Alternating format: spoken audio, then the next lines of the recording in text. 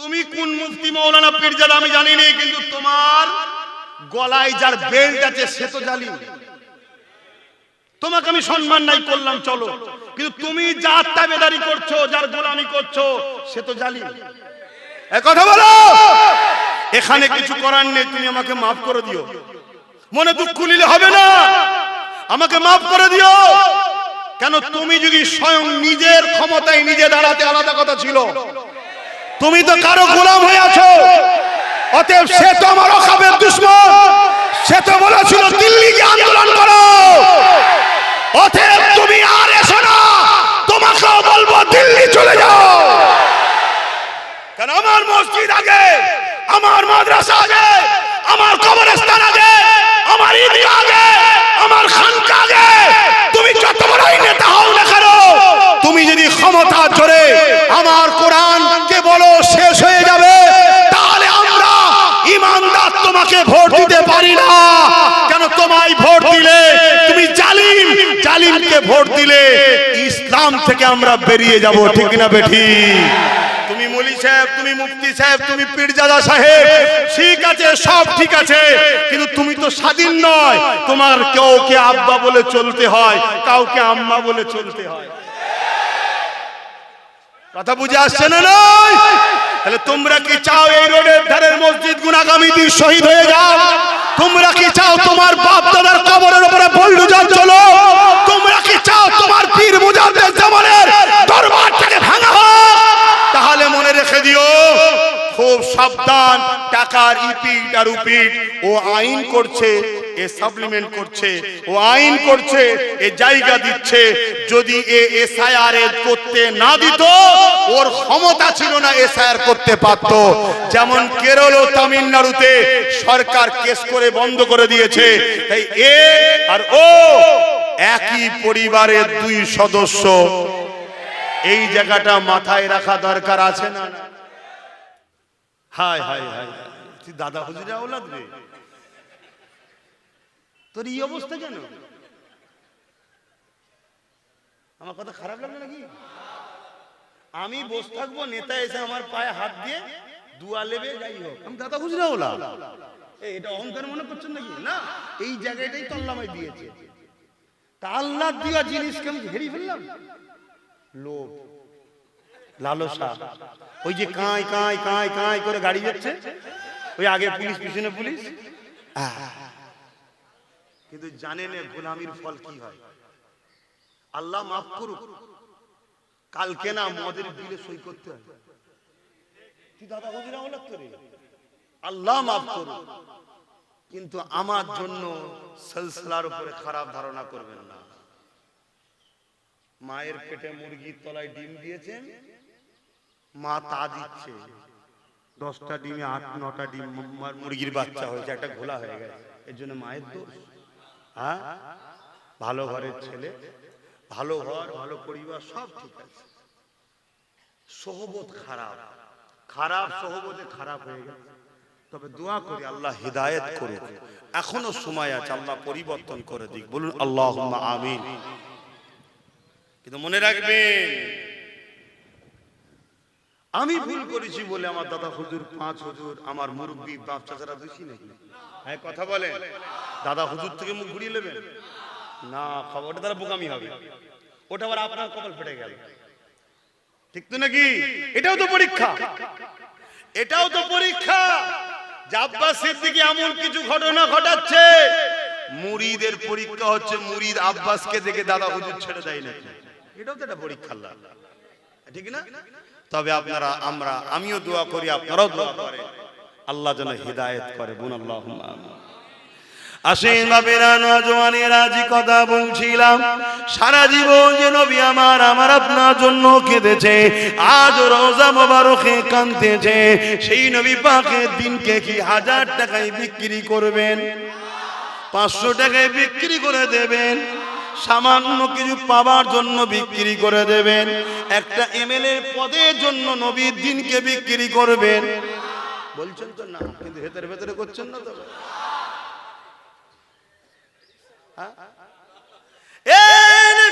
তরুণেরা কেউ যদি ভেতরে ভেতরে করে এতে আব্বাস সিদ্দিকীর কোনো ক্ষতি নাই। আমার ডিউটি হলো মাইক পেয়েছি বুঝিয়ে দেওয়া, কেননা এটা আমার দায়িত্ব। বাবারা শুনে রেখে দাও গো, ময়দানে মাশর কেমন হবে মাথার এক বেগ দেখতে না। এক হাত উপরে আল্লাহ সূর্যকে নামিয়ে দেবে, সূর্যে 12 গুণ তাপ বেড়ে যাবে, মাথার খিনগুলো গলে গলে নাক দিয়ে ঝরিয়ে ঝরিয়ে পড়তে লাগবে। ওই দিনে তোমার দাদা দিদি কাউকে পাওয়া যাবে না। ওই দিন তোমার এমএলএর পদের গুরুত্ব চলবে না। ওই দিন তুমি এমপি ও সাহেবের গুরুত্ব চলবে না। ওই দিন তুমি পীরজাদা পীর সাহেব মুফতি মৌলানা সব কথা চলবে না। ওই দিন একটাই কথা চলবে, তুমি দুনিয়ার জমিনে কার গোলাম ছিলে বলো? মুহাম্মদ রাসূলুল্লাহর গোলাম ছিলে না মুহাম্মদ নবীর দ্বীনকে যারা মিটাতে চেয়েছিলে তাদের গোলাম ছিলে? এই পরিচয়টা তোমাকে দিতে হবে। এখনো সময় আছে, দুনিয়াদারি করো, খেটে খাও, চেটে নয়। খেটে খেলে কারো দালালি করতে হয় না, চেটে খেলে অপরকে আব্বাজান আম্মাজান বলে ডাকতে হয়। এখনো সময় আছে, তোমাদেরকে লক্ষ্য করে মেসেজ যত দূর যাবে সবার জন্য ওপেন বলছি। সেদিনে ফেরাউন ছিল, নমরুদ ছিল, আজকে আমার দেশে মুদি হলো ফেরাউন নমরুদ। সেদিন ছিল এজিদ উদবা সাইবারা, আজকে আমার রাজ্যের মমতা এরা হলো আজকের দিনের এজিদ উদবারা। সেদিন তারা রাসূল সাহাবাদের জুলুম করেছে, আজকে দিন এরা আমার মসজিদ মাদ্রাসা ওয়াকাবের উপরে জুলুম করছে। সেদিন তারা আমার নবী সাহাবাদেরকে মিটাতে চেয়েছে, আজকে দিন এরা নবী দ্বীনের পক্ষে যারা লড়াই করছে তাদেরকে মিটাতে চাইছে। এই জায়গায় বলে দেব ইতিহাস ঘটেছে কেন, নতুন প্রজন্মকে শিক্ষা নেবে বলে। আর কিছু বলার নেই, হক কথা বলতে হবে। সেদিন বদরের ময়দানে দেখা যায় এমন দিকে রাসূলুল্লাহ চাচারা একদিকে রয়েছে আর একদিকে রাসূলুল্লাহ রয়েছে। কারবালার ময়দানে চলে আসুন, একদিকে ইমামে হোসেন পাক যিনি মাওলা আলী শেরে খোদার সাহেবজাদা, অপর দিকে এজিদ। এজিদকে আল্লাহ নবীর একজন সাহাবী ছিলেন, কাতেবে ওহী, ওহী লিখেছে মাবিয়া হুজুরের আওলাদ। দুই দিকেও সাহাবীর আওলাদ, এদিকে সাহাবী ও সাহাবীর আওলাদ। কিন্তু আওলাদ দেখলে হবে না, কে রাসূলুল্লাহর দিকে ওটা দেখতে হবে।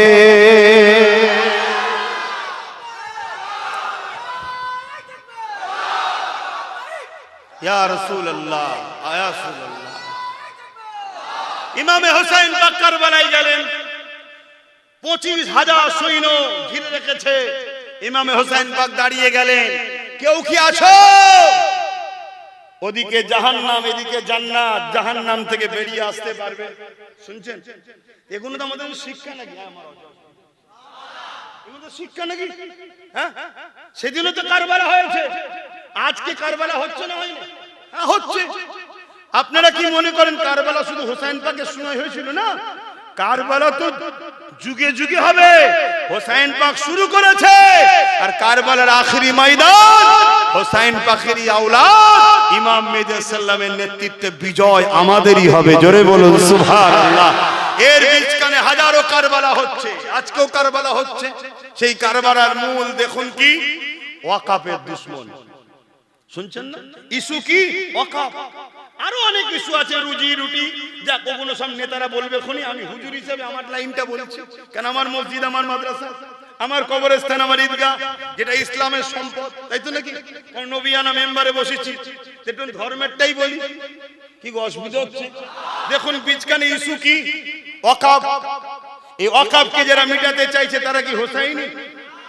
তারা এজিদি। আর ওয়াকাফকে যারা বাঁচাতে চাইছে তারা কারা? হোসাইনি। কিন্তু কমন ব্যাপার, মসজিদের যে দুশমন সে কখনো এজিদি, সে কখনো হোসাইনি হতে পারে না। মসজিদের দুশমন তো সে এজিদ, তারা এজিদি। আর মসজিদের পক্ষে যারা তারাই তো হোসাইনি। জোরে বলুন সুবহানাল্লাহ।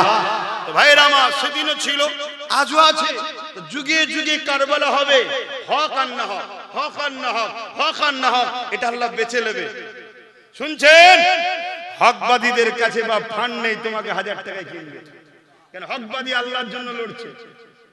এদের লস নেই, এরা হেরে গেলেও লাভ, জিতে গেলেও লাভ। এদের লস তো নেই, এরা তো জিন্দেগিটাকে নিজে হাতে দিবার জন্য এসেছে। কথা বুঝছেন না? বুঝেন না? হ্যাঁ, এদের তো লসের কিছু নেই, এরা তো আল্লাহকে খুশি করার জন্য নেমেছে। এরা তো দুনিয়ার কোনো স্বার্থে নামে না। তুমি হয়তো সাধারণ মানুষ বুঝতে পারোনি, কিন্তু তোমার মাথায় যিনি রয়েছে সে তো ভালোভাবে বোঝে কি জন্য নেমেছি, সে তো বোঝে।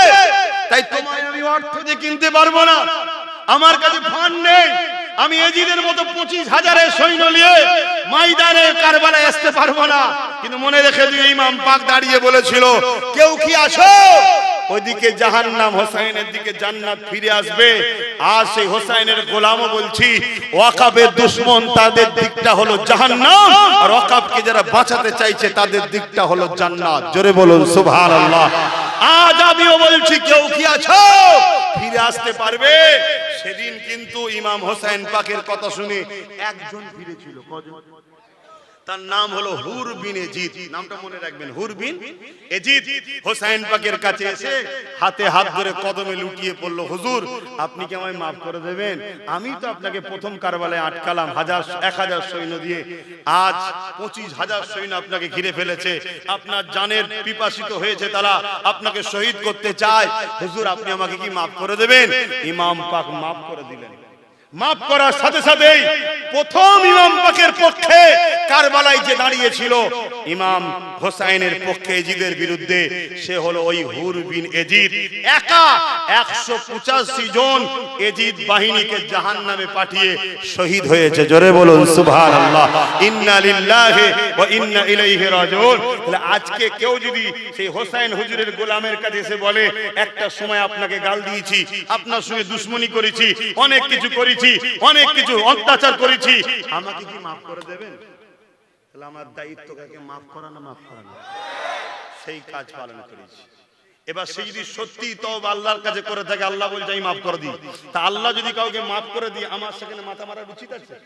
এবারে যদি সেই পাপের পাপী আবার লক্ষণ পাওয়া যায়, তখন তার টিউনিং করা কার হাতে? আমার হাতে। টিউনিং করবো, এই টিউনিং দেখছি হচ্ছে না, তাহলে ডিলিট করে দেবো। কথা বুঝছেন না? বুঝুন না। কিন্তু এখন থেকে তো বা উহা করলে হবে না, তাহলে জানতে হবে কিছু কিছু ব্যাপার আছে। কোনো কিছু যখন পাই না, তখন বলছে হুজুরটা বেটে মতো কেন? যাত্রীকে হুজুর বেটে লম্বা সাথে কি আছে? হুজুরের কথাটা শোন না, মানে কি করবে কিছু বুঝতে পাই না। এরকম হয় রে বাবা সমাজে। তো যাক, আমার মন তো এই দিকে পড়ে আছে, আমি তো এটা খুব জরুরি কথা বলবো, বলা দরকার, এটা আমার দায়িত্ব ভাই।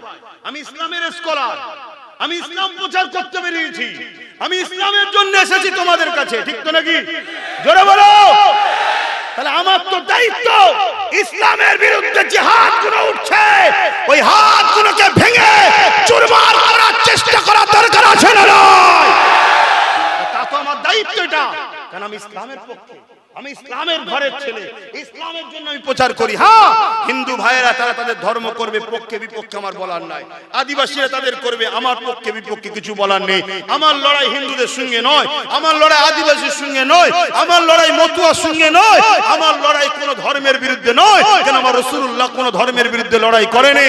আমার লড়াই হলো যারা ইসলামের বিরুদ্ধে, তাদের। ইসলামের বিরুদ্ধে কারা? ইসলামের বিরুদ্ধে হলো ওই সকল সন্ত্রাসীরা যারা নারী শোষণ করে, বাচ্চা বাচ্চা মেয়েদেরকে রেফটিন ফাইলে শোষণ করছে, দেখছেন না? যারা দুর্নীতি করে, যারা গরিবকে লোটে, যারা বিধবাকে লোটে, মানুষের হক মারে, খুন করে, সমাজের যুব সমাজকে নেশার মধ্যে আসক্ত করে এদেরকে ধ্বংস করে দিবার প্ল্যান করে, তারাই হলো ইসলামের দুশমন। কারণ ইসলাম মদের বিরুদ্ধে, আর ইসলাম মদ যারা ব্যবসায়ী তারা ইসলামের পক্ষে। আজকে আমার রাজ্য সরকার মদেতে নম্বর 1। তাহলে এরা ইসলামের পক্ষে না বিরুদ্ধে? এরা হলো ইসলামের দুশমন। আমি কোন হিন্দু, আদিবাসী, দলি, সাঁওতাল, বাগদি, খ্রিস্টান তাদের বিরুদ্ধে নয়, আমি বিরুদ্ধে হলাম কেন্দ্রের বিজেপি সরকারের। কেন? ওই বিজেপি ওয়াকাফ কালা কানুন তৈরি করে আমার মসজিদ, মাদ্রাসা, কবরস্থান, ঈদগাহ, খানকা, রোডের ধারে ভালো ভালো জায়গাগুলোকে প্রমোটিং করে বড় বড় কর্পোরেটদের হাতে তুলে দিতে চাইছে। কেন? বিজনেসম্যান, ও বিজনেস করে আমার দেশের ধর্মীয় আমাদের স্থানগুলোকে মিটাতে চাইছে, আমার বাপ দাদার কবরকে মিটাতে চাইছে। আমি ওর বিরুদ্ধে কেন? আমার ইসলামের বিরুদ্ধে। শুনছেন তো নাকি? বিজেপি আর হিন্দু এক নয়। শুনছেন তো? হ্যাঁ, আলাদা জিনিস। হিন্দু একটা আলাদা ধর্ম, তাদের বিশ্বাস, তাদের আস্থা, তাদের কাছে। আমি পক্ষে বিপক্ষে কোনো কথা নেই।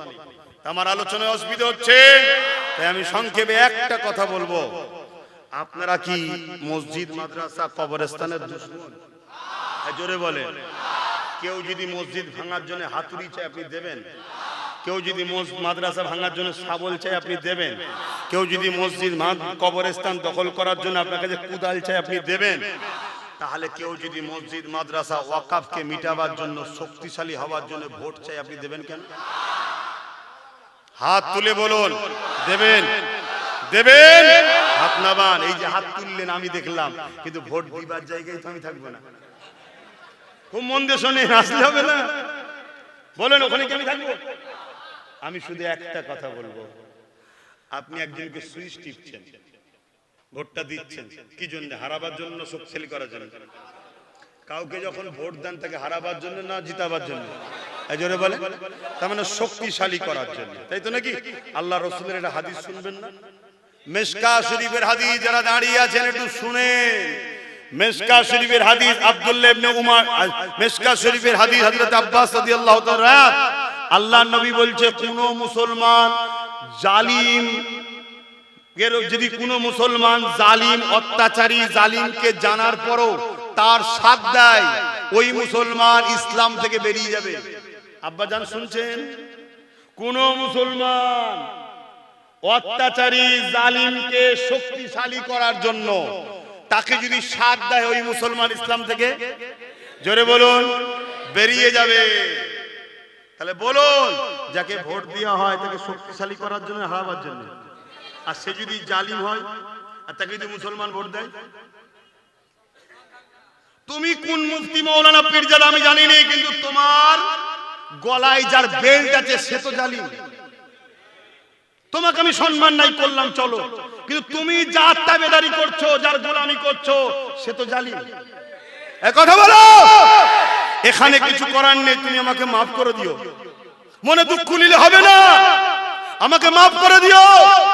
কেন? তুমি যদি স্বয়ং নিজের ক্ষমতায় নিজে দাঁড়াতে, আলাদা কথা ছিল। তুমি তো কারো গোলাম হয়ে আছো, অতএব সে তো আমার ওয়াকাফের দুশমন। সে তো বলেছিল দিল্লি গিয়ে আন্দোলন করো, অতএব তুমি আর এসো না, তোমাকেও বলবো দিল্লি চলে যাও। কারণ আমার মসজিদ আগে, আমার মাদ্রাসা আগে, আমার কবরস্থান আগে, আমার ঈদগাহ আগে, আমার খানকা আগে। তুমি যত বড়ই নেতা হও না কেন, তুমি যদি ক্ষমতা জোরে আমার কোরআনকে বলো শেষ হয়ে যাবে, তাহলে আমরা ইমানদার তোমাকে ভোট দিতে পারি না। কেন? তোমায় ভোট দিলে তুমি জালিম, জালিমকে ভোট দিলে ইসলাম থেকে আমরা বেরিয়ে যাব। ঠিক না বেঠি? তুমি মৌলী সাহেব, তুমি মুফতি সাহেব, তুমি পীরজাদা সাহেব, ঠিক আছে, সব ঠিক আছে, কিন্তু তুমি তো স্বাধীন নয়। তোমার কাউকে আব্বা বলে চলতে হয়, কাউকে আম্মা বলে চলতে হয়। কথা বুঝে আসছে না? নয়? তাহলে তোমরা কি চাও এই রোডের ধারের মসজিদ গুলো আগামী দিন শহীদ হয়ে যাও? তোমরা কি চাও তোমার বাপ দাদার কবরের উপরে বুলডোজার চলো? তোমরা কি চাও তোমার পীর মুজাদ্দেদ জামানের দরবারটাকে ভাঙা হোক? তাহলে মনে রেখে দিও, খুব সাবধান। টাকার ইপিট আর উপিট, ও আইন করছে, এ সাপ্লিমেন্ট করছে, ও আইন করছে, এ জায়গা দিচ্ছে। যদি এ এসআইআর করতে না দিত, ওর ক্ষমতা ছিল না এসআইআর করতে পারত। যেমন কেরল ও তামিলনাড়ুতে সরকার কেস করে বন্ধ করে দিয়েছে। তাই এ আর ও একই পরিবারের দুই সদস্য। এই জায়গাটা মাথায় রাখা দরকার আছে না? আমার কথাতে কার কার কষ্ট হচ্ছে? কারো কষ্ট হচ্ছে? তাহলে আমার শেষ কথা, আজান দিচ্ছে আপনার মহল্লা, আজান দিচ্ছে? আচ্ছা, আজান হয়ে গেলে সালাম করবো, দোয়া করবো, আর একটা 30 সেকেন্ডে একটা কথা বলবো, আজানটা হয়ে যাবে। এই আজান শুরু হলো,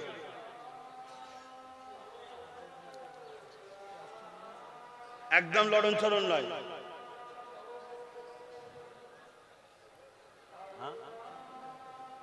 এখন বলছি দেখ,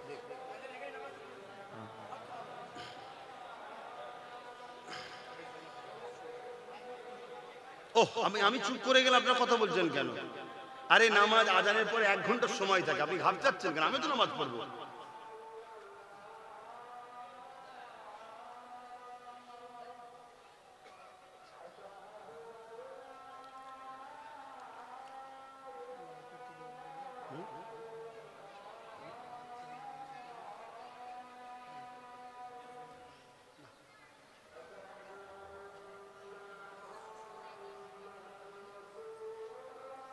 সাল্লাল্লাহু আলাইহি ওয়াসাল্লাম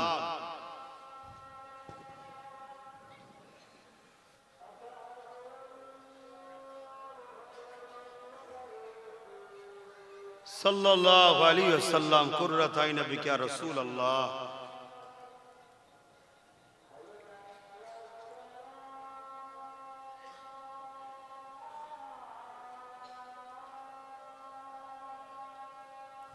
লা হাওলা ওয়ালা কুওয়াতা ইল্লা বিল্লাহ।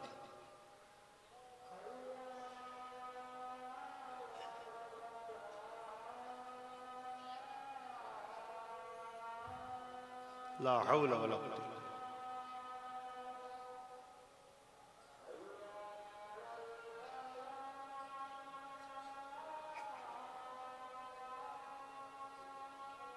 লা হাওলা ওয়ালা কুওয়াতা ইল্লা বিল্লাহ।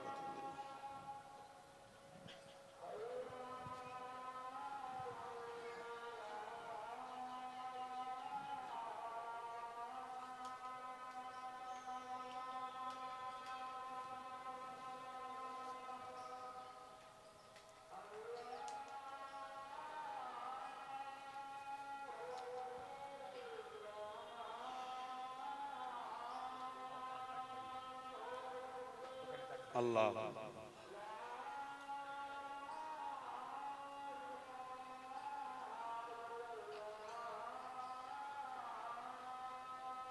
আল্লাহুম্মা রাব্বানা আসুন সালাম পড়বো। ইয়া নবী সালাম।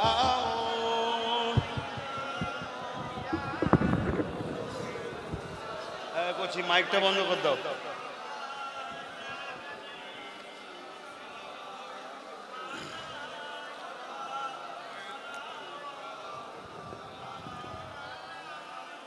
আমার আব্বা ভাইরা 1 ঘন্টা ওয়াক্ত আছে, সালাম পড়িয়ে দোয়া করে এখানে নামাজ হবে, আমিও নামাজ পড়ব। মাইক বন্ধ করে দিয়েছি, মসজিদে যেমন জামাত হয় হয়ে যাবে, আমরা এখানে নামাজ পড়ব। যদি কারো উজু না থাকে, আশপাশেই তো সব ঘর, উজু করে নামাজ পড়ে নেবে। মনে রাখবেন যুদ্ধের ময়দান, এখানে অনেক কিছু সুযোগ সুবিধা ফ্যাসিলিটি ইসলাম দিয়েছে। আসেন সালাম দিই, দোয়া করবো। ইয়া নবী সালাম, ইয়া রাসূল সালাম, ইয়া হাবিব সালাম, সালাওয়াতুল্লাহ পড়িল আল্লাহ আরবানি, পোহালো দুঃখে এ রজনী, হইল জগৎ অনুরানী, আমিনার নয়নের মনি। ইয়া নবী সালাম, ইয়া রাসূল ইয়া হাবিব সালাম, সালাওয়াতুল্লাহ। সকলে গায়ে গায়ে বসুন, সকলে বসুন।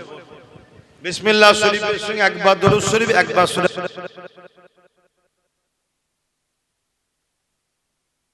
বাবা বিসমিল্লাহ।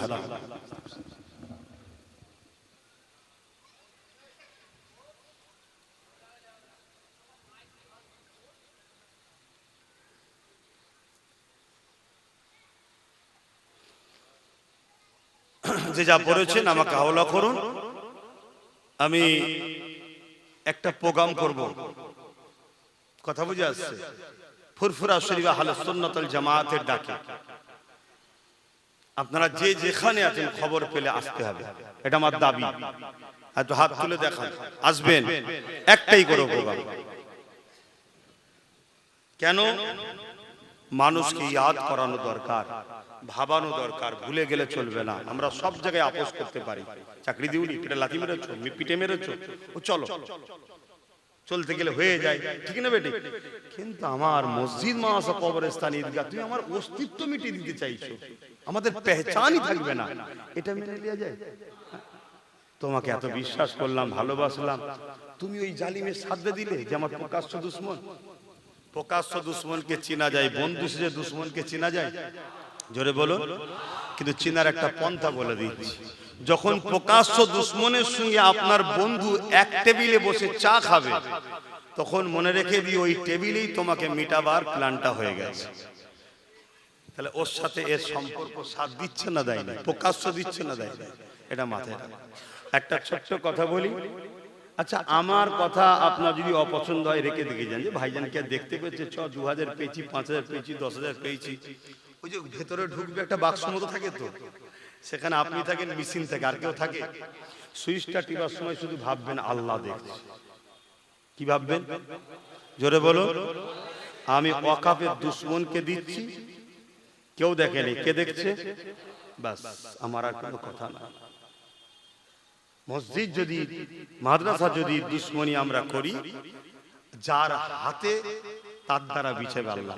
কিন্তু একটা লোক প্রশ্ন দিতে পারে, কি সবই ঠিক আছে, কিন্তু ডাকাত ঢুকে পড়লে কি হবে? প্রশ্ন থাকতে পারে তো নাকি? ডাকাত আসার জন্যই তো আমডাঙ্গার 32,000 মুসলমানকে ভোট দিতে দেবে না। শুনছেন না? শুনুন, তার জন্যই প্ল্যান করা হয়েছে। দেখুন, এই কথা মাথায় ঢুকছে না, ঢোকে না? তো এরকম বিভিন্ন জায়গায় মুসলমানদের নামগুলোকে বাদ দিয়ে দিয়েছে ইচ্ছা করে। কেন?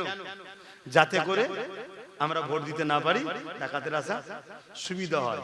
কিন্তু আপনাকে আমি বলছি, আপনারা যদি সবাই একমুঠো হন, আমি কথা দিয়ে যাচ্ছি, আমাদের যারা প্রতিবেশী ভাই আছে, প্রতিবেশী যারা ভাই আছে, যত কমই হোক, তারা 15 থেকে 16% আপনাদের পাশে কিন্তু এবারে আছে।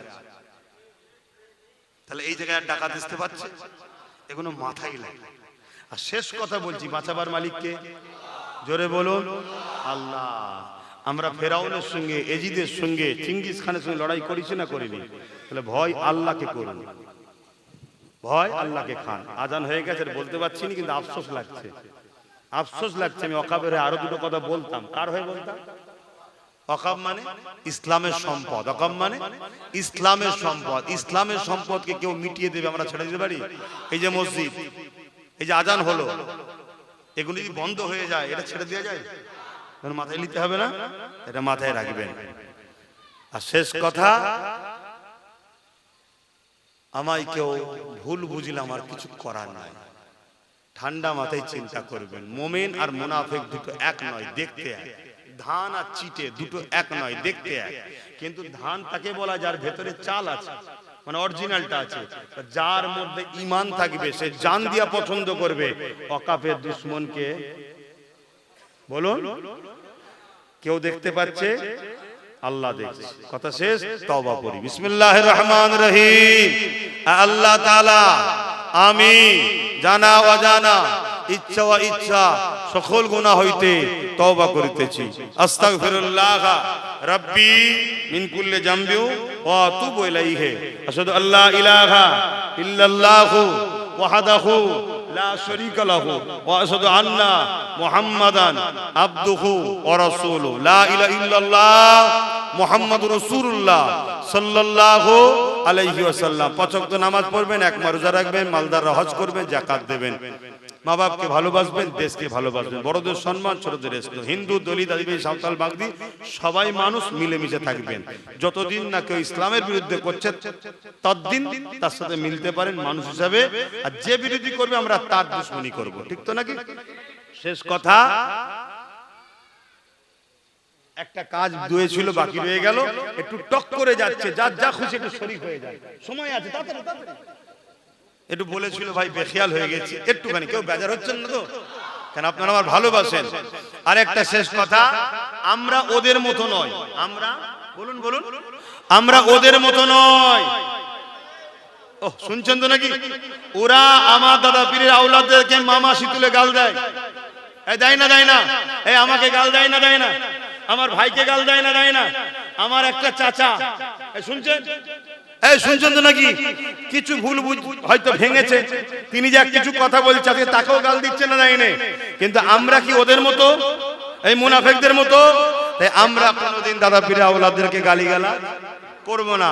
কেউ যদি আসে দূরে থাকবো বা ভদ্রভাবে কথা বলবো, বলে দূরে থাকবো, কিন্তু গালিগালাজ খবরদার করবেন না। কেন? আপনার পীরের খুন আছে। দোয়া করি আল্লাহ তাকে হেদায়েত করুন। বলুন আল্লাহুম্মা আমিন। আল্লাহ তাকে হেদায়েত করুন, আল্লাহুম্মা আমিন। কেন? সে আমার পীরের ঘরের ছেলে, কিন্তু ওয়াকাবের দুশমনের সাথ দিয়েছে, ওয়াকাবের দুশমনের সাথ দিয়েছে। তাই আমি আপনাকে সাথ দিতে পারবো না। কিন্তু দাদা হুজুরের খুন আছে, আমরা ওই যাদের সাথ দিচ্ছেন তাদের দলের মুনাফিক মুসলমানদের মতো নয় যে গাল দেবো আপনাদেরকে, না আমরা গাল দেবো না। গাল দেবে নাকি? খবরদার নয়। কিন্তু ওই মুনাফিকরা আমাদেরকে গাল দেয় না দেয় না? আমাকে মা বাপ তুলে গাল দেয় না, আমার ভাইকে মা বাপ তুলে গাল দেয়। একটা চাচা এখন একটুখানি বলছে তাকেও গাল দিচ্ছে বাপ মা তুলে, দেয় না দেয় না? তাহলে মুনাফিকদের কালচার দেখেছে।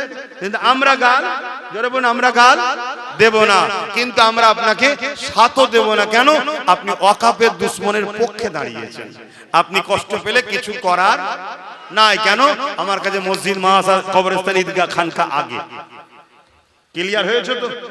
কষ্ট পেলে কারো কিছু অসুবিধা হলো, আগামী দিন আল্লাহ যদি চায় আমি চেষ্টা করছি একটা প্রোগ্রাম করব, খবর পেলে যেতে। কি গো আব্বাজানরা সময় হবে? আব্বাজানদের সময় হবে কি যাবে? হ্যাঁ ইনশাআল্লাহ। এই হয়ে গেছে, আসেন। আল্লাহুম্মা আমিন।